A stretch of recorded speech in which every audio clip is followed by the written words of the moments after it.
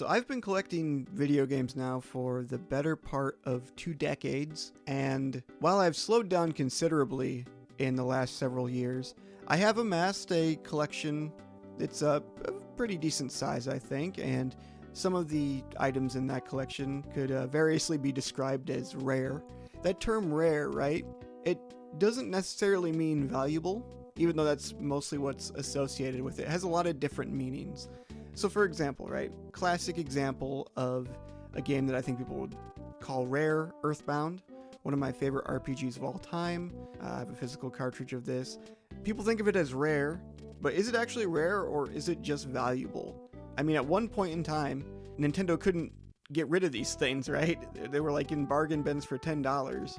So is it rare or is it just people realize they can charge an arm and a leg for it? I think the common consensus at this point is that Earthbound isn't nearly as rare as people think it is. On the other hand, though, you have something like Gargoyle's Quest 2. I have a complete in-box copy of this, which I actually found at a disc replay of all places, and decent price for it too. I think this definitely falls more in line with a traditional definition of rare. Like these late era NES games were produced in lower quantities, at least from as I understand it.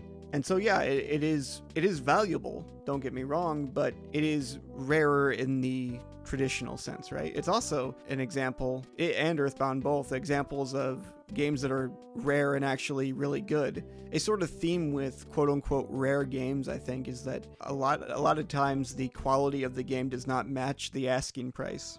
What about something that's just rare, but not necessarily all that valuable?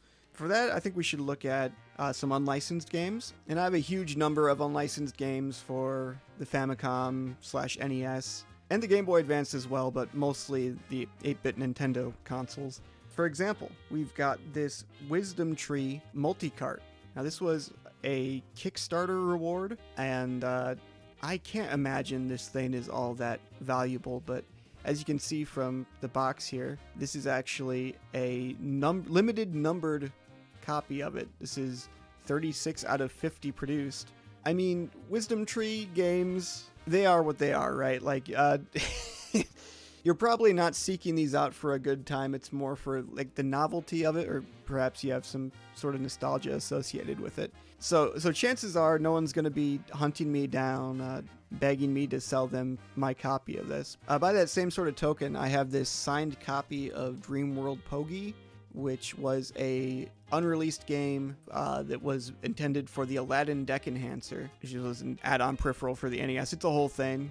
I actually have a complete collection of Aladdin games in box that I may make a video on in the future. I don't know what I'll do with it right now, but Dream World Pogi was supposed to come out for this thing.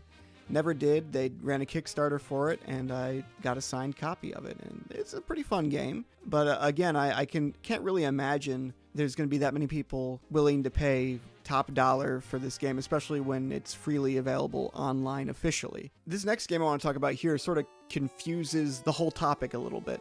This is a pirated demake of Pokemon Sapphire for the Famicom. At the time that I got this game, it had not been preserved online yet. And it's actually, as I understand it at least, if you find a ROM of this game today, it is a dump of my cartridge. So that is, I would say that's pretty rare, right? But it was a retail release. This was on store shelves.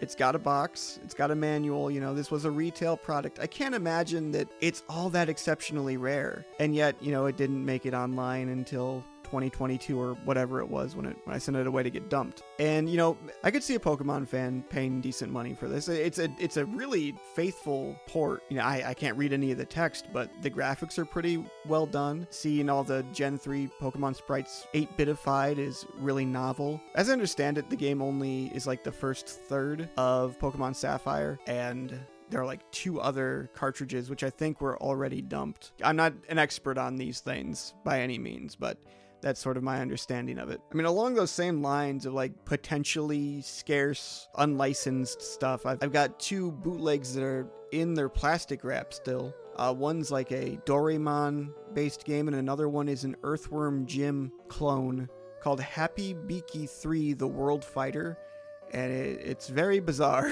It's very odd. Some things I guess could be considered rare, not necessarily for how uncommon they are, but just like the circumstances that surround them, right? I have a Virtual Boy, for example. Not especially rare on its own at all, but I was able to snag it on Facebook Marketplace of all places, and it was pre-modded with VGA output.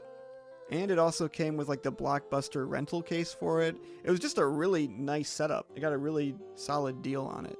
So nothing especially like impossible to find about this, or there's only however many in the world. Obviously the Virtual Boy was a huge failure, but I don't think it's really considered rare. And yet sort of the situation that surrounded it is pretty unlikely and uncommon. And I got other stuff too. I got a handful of Game & Watches. Those things are sometimes credited as like launching Nintendo to their current state of power.